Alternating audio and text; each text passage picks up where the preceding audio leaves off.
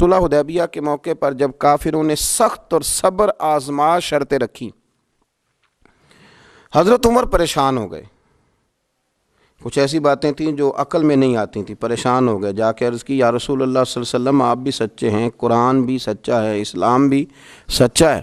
استفہامیہ انداز میں پوچھا تو یا رسول اللہ صلی اللہ تعالیٰ علیہ وآلہ وسلم یہ دشمن باطل پہ ہیں تو پھر ہم دب کے صلح کیوں کر رہے ہیں؟ تو نبی پاک صلی اللہ علیہ وسلم نے فرمایا میں اللہ کا رسول ہوں، میں اس کی نافرمانی نہیں کرتا، وہ میری مدد کرے گا۔ حضرت عمر رضی اللہ تعالیٰ عنہ فرماتے ہیں میں نے عرض کی یا رسول اللہ صلی اللہ علیہ وسلم آپ نے کہا نہیں تھا کہ ہم عن قریب عمرہ کریں گے، بیت اللہ کا طواف کریں گے؟ تو حضور علیہ الصلوۃ والسلام فرمانے لگے میں نے کہا تھا، یہ تو نہیں کہا تھا کہ اسی سال ہی کریں گے، انشاءاللہ کریں گے۔ حضرت عمر فاروق فرماتے ہیں کہ میری وہ طبیعت میں چونکہ جلال تھا، حضور نے بات کہہ دی، میں نے سن لی، پر میں مطمئن نہیں ہوا تھا۔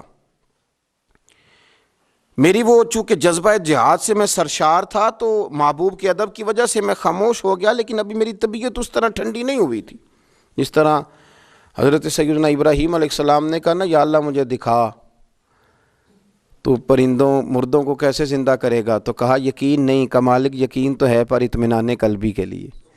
تو فرماتے میں بھی اسی طرح حضور کی بارگاہ سے نکلا اور جناب صدیق اکبر کے پاس پھر گیا، اور میں نے جا کے وہی باتیں دہرائی۔ میں نے کہا ابو بکر رسول کریم علیہ السلام بھی سچے، قرآن بھی سچا، اسلام بھی سچا، پھر ہم دب کے صلح کیوں کریں؟ آپ فرماتے مجھے اللہ کی عزت کی قسم ابو بکر صدیق نے ہی وہی جملے مجھ سے کہے جو میرے رسول پاک نے کہے تھے۔ فرمانے لگے عمر وہ اللہ کے رسول ہیں، وہ اللہ کی نافرمانی نہیں کرتے، اللہ ان کی مدد کرے گا۔ تو میں نے فوراً عرض کیا کہ نبی کریم صلی اللہ علیہ وسلم نے فرمایا نہیں تھا، حضور نے فرمایا نہیں تھا کہ ہم طواف کریں گے، بیت اللہ کا عمرہ کریں گے؟ تو جناب ابو بکر صدیق فرمانے لگے عمر حضور نے کہا تھا کریں گے، یہ تو نہیں فرمایا تھا کہ اسی سال ہی کریں گے۔ آپ فرماتے ہیں جب میری طبیعت مطمئن ہوئی، تھوڑی دیر کے بعد میں اپنے آپ کو میں نے ٹھنڈا پایا، تو میرے دل میں خیال آیا کہ عمر تو ابو بکر کے ایمان تک تو نہیں پہنچ سکتا، تو وہاں تک تو نہیں جا سکتا جو ان کا مزاج ہے، جو ان کی طبیعت ہے، اور جہاں تک وہ محبوب کی غلامی کرتے ہیں۔